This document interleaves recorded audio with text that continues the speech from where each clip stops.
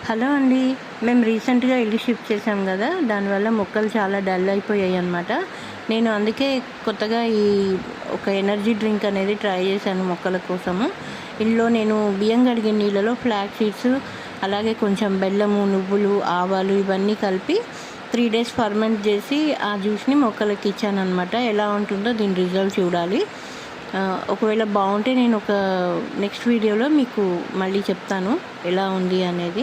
ఎవరైనా first time నా channel చూస్తున్నట్టుంటే తప్పకుండా సబ్స్క్రైబ్ చేసుకోండి.